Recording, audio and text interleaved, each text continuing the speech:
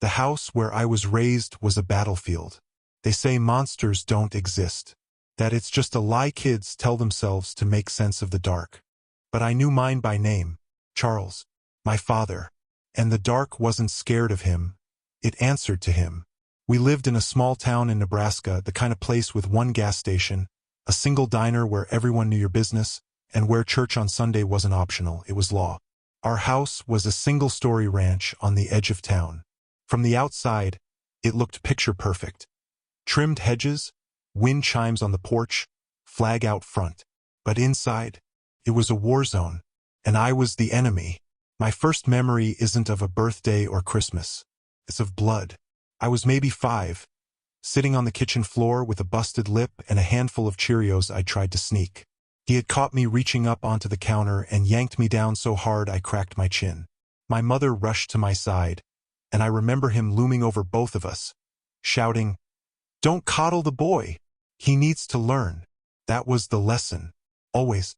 Everything with Charles was a lesson. Don't speak unless spoken to. Don't walk too loud. Don't cry. God help you if you cried. That was girl behavior. He was a deacon at church and everyone loved him. Always smiling, shaking hands, holding babies. Women called him a true man of God. Men respected him. He'd give little sermons on masculinity and family strength. But that man didn't exist. At home, he was a volcano of fury and fists. You never saw it coming. He'd be quiet for days, then explode because you left your shoes near the door. I lived in a constant state of tightness, like my muscles never uncoiled. I didn't play like other kids. I learned to walk silently, to move quickly, to anticipate every sound he made. By age 7, I'd already mastered survival. Not childhood. Survival.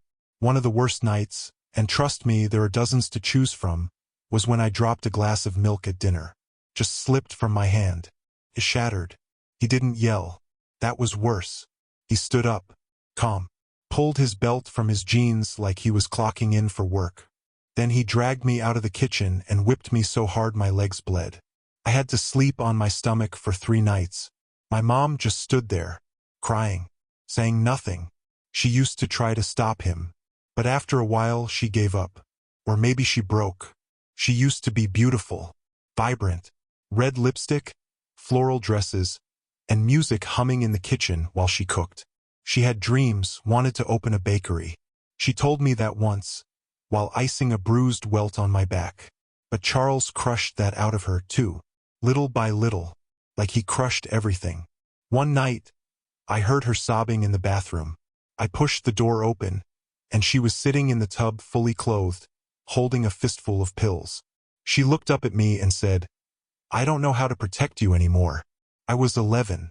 I sat next to her and we just stayed there until the sun came up. Neither of us slept. It was around that time I started hiding food. Not because I was starving, but because punishment often meant being grounded from meals. I had a stash under a loose floorboard, granola bars, crackers, canned tuna, and bottles of water. I called it my panic room, even though it was just a corner of my closet. But in that little hiding place I felt safe. Almost. When I was 12, he broke my nose. We were in the garage. He told me to hand him a wrench, but I misunderstood and passed him the wrong size. He didn't yell, just turned around and headbutted me. Said it was to teach me to pay attention. I lay on the ground, dizzy, tasting metal. He looked at me and said, "Stop acting like a B***T. No hospital. Just Kleenex and duct tape." I begged Mom to call someone. The cops. Her sister. Anyone. She looked me dead in the eyes and said, "No one would believe us. He's a man of the church." That's when I realized we were trapped. Not just by him, but by the town. By the image. By the lies they all told each other. At school, I got in trouble for being disrespectful. I didn't talk much. I had bags under my eyes. I flinched when teachers raised their voices. But nobody asked why. No one ever asked. At 14, I tried to run away. I packed a duffel bag, stole $42 from my mom's purse, and made it as far as Iowa on a Greyhound. I told the driver I was visiting my uncle. I didn't have one. A state trooper eventually picked me up. When they called Charles, he drove down, shook the officer's hand, and thanked him for saving his boy. That night, he broke 3 ribs. He told me, "If you try that again, I'll bury you in the backyard and say you ran away for real." And the scariest part? I believed him. From then on, I stopped dreaming of escape. I just counted the years, one by one, like carving marks into a prison wall, until the day I turned 18. And I ran. No goodbye, no note, just gone. I joined the army, because at least there, when someone yelled at you, they weren't your father. And they wouldn't break your ribs for forgetting a wrench. I thought I left that hell behind. But hell has a long memory, and it wasn't done with me yet. Part 2. I escaped, but I didn't leave it behind. The day I left Nebraska, it wasn't raining or dramatic. The sky was clear. Birds were chirping. But my body was trembling like a man escaping war. I was 18, and for the first time in my life, I didn't flinch when a door slammed. I didn't have to plan every step to avoid a beating. I didn't have to lie about bruises. I didn't have to shrink myself to survive. I enlisted in the Army the morning after my birthday. Walked into the recruiting office with just a backpack, a birth certificate, and 2 cracked ribs from my last run-in with Charles. The recruiter looked at me like I was broken. He didn't ask questions. He just got me out. Basic training was hell. But it was a different kind of hell. There was yelling, sure. But no fists, no belts. Just discipline. Structure.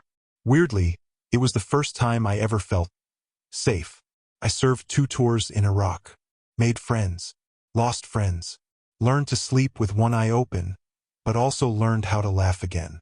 It was the kind of place where you lived second to second, and every moment of peace was a gift.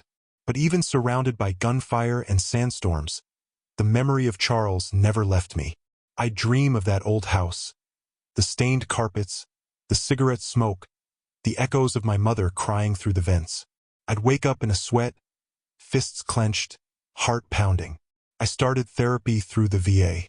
I told them about the nightmares, the fear, the belt, the broken bones, the silence of the town. The counselor asked if I wanted to confront my past. I said no. I thought I was done with it. But trauma doesn't just sit still. It waits. It mutates. And one call from a nurse brought it all crashing back. It was late spring. I had just moved to a small apartment in Colorado Springs.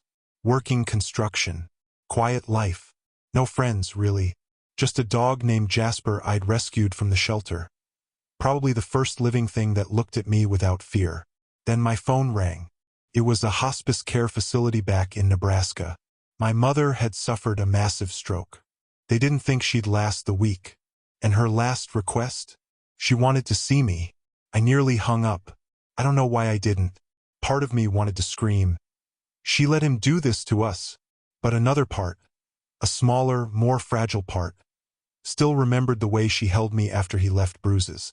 Still remembered the night she nearly overdosed in the bathtub and cried into my shoulder. So I went. I flew back to Nebraska for the first time in over 7 years. The moment I stepped off the plane, the air felt heavier. The streets looked the same, like time had refused to move forward. Same diner, same gas station, same sleepy sidewalks hiding ugly secrets. I drove to the hospice in silence. My hands shook on the wheel. Not from fear of seeing her, but from knowing that he might be there. And he was. When I walked into the hospice room, she looked like a shadow of the woman I remembered. Sunken cheeks, paper-thin skin. Her eyes, though half-lidded, locked onto mine immediately. She tried to speak. Her lips moved slowly, like every word was a battle. "J. Jacob," she whispered. I hadn't heard my name said with love in years. I walked over. Sat beside her, took her frail hand in mine. She cried. So did I. She mouthed something.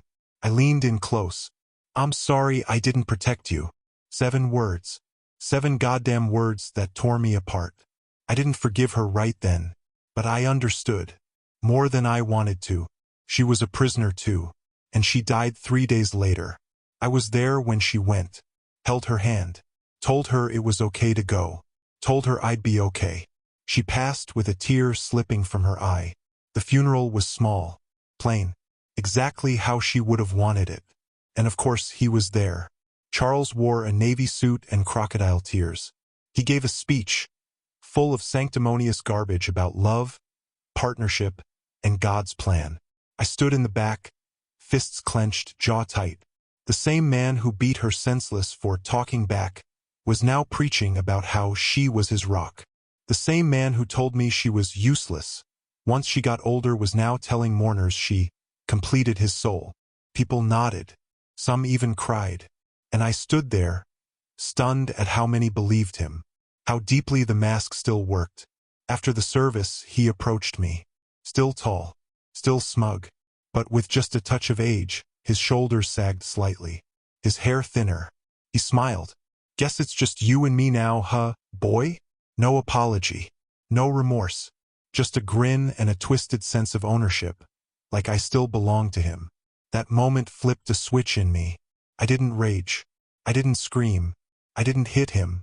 I just looked him in the eye and said, "Not for long." Then I walked away. But something inside me had changed. All the years of fear, all the silence, all the bruises, they weren't gone. But they were fuel now, and I wasn't going to waste them. Charles thought I was still the scared kid hiding under the bed, waiting for the storm to pass. He had no idea what was coming, because this time I was the storm, and he had finally taught the wrong person how to be cold. Part 3. Karma didn't knock. It burned the door down. After the funeral, I didn't go back to Colorado. Not right away. I stayed in town, rented a cheap motel room on the outskirts, the kind with flickering neon signs and rust-stained tubs. I told myself I needed time to grieve, to breathe, to say goodbye to my mother in a way I couldn't at her bedside. But the truth was, I stayed because I couldn't leave him behind. Not this time. Not when he was walking around free, laughing with neighbors, giving fake condolences while I carried the weight of every bruise he ever gave. I wasn't scared of him anymore. I was done being scared. I started small. I drove past our old house one night, just after 2 a.m. His porch light was still the same, dim yellow glow, wind chimes tinkling in the breeze. I saw his silhouette in the window, sitting in that recliner he used to nap in after beatings like they were workouts. I sat there in my car, just watching, thinking, burning, and then I began my plan. See, Charles had no idea who I'd become. He thought I was still the beaten-down kid who'd disappeared at 18. He didn't know I'd learned how systems work, how to navigate bureaucracy, how to dig, and most importantly, how to document. First, I called in a favor from a buddy who'd gone into law enforcement. We talked records, civil reports. I asked about my mother, anything on file. He found a single domestic disturbance call from 1999. No charges, no follow-up. It was a ghost town, paper-wise. He'd made sure of it. But what Charles hadn't counted on was the digital age. He didn't know that during the final years of her life, my mother had written everything in a private journal stored on her password-protected Google Drive, one I found linked to an old email account while handling her digital estate. I read every word, page after page of sorrow, regret, detailed accounts of abuse from 1983 to 2018. Names, dates, injuries. Some of it was handwritten, scanned in by a hospice nurse who'd befriended her. There were even photos, bruises from the early 2000s, timestamps intact. It made me vomit, and then it made me focus. I took it all to a civil rights attorney out of Lincoln, a woman named Melissa Chong, former domestic violence prosecutor turned advocate. I sat in her office and showed her the files, told her the story, showed her the scars, the medical records, the VA psych evaluations. She didn't flinch. "This won't be easy," she said, "but we can bury him. Not criminally, not at his age, but we can ruin him." And so we did. We filed a civil lawsuit, not for money, for exposure, emotional damages, abuse of a spouse, abuse of a minor, years of medical trauma. We attached my mother's journals, my therapist's testimony, my military records, and her handwritten final letter, found folded in her Bible. "If anything happens to me, Let Jacob tell the truth. I was too afraid. But I believe him now. When the lawsuit went public, the town exploded. Charles denied everything, of course. Called me a lost soul, a military burnout trying to smear his father. The church backed him at first. For a while. Then the documents leaked. The pictures. The bruises. The doctor's notes. The recorded conversations I'd secretly taped during my last visit, where he admitted to having to keep the boy in line. Neighbors stopped showing up to church. People whispered in the diner. The woman who ran the flower shop, who once called him a real gentleman, spit at his feet on Main Street.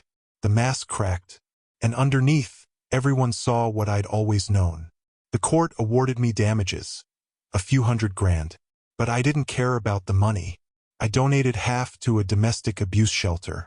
The rest I used to start a nonprofit, the Jacob Foundation for the Silenced. But that wasn't the end of Charles. His reputation destroyed, he lost everything. The church cut ties. His house was vandalized. Child beater spray-painted across the front door. He tried to sue me for defamation and lost again. I heard he started drinking more. Alone. Bitter. One night, I got a call from the sheriff. Charles had been found lying on his porch. Drunk. Disoriented. Broken hip. No one had come to help him for days. No friends. No visitors. Nothing. The town had forgotten him. He lived. Barely. They moved him into a state-run nursing facility 2 counties over. He's still there now. Alone. Unknown. Irrelevant. Sometimes I get letters from him. Rambling nonsense. Half prayers. Half threats.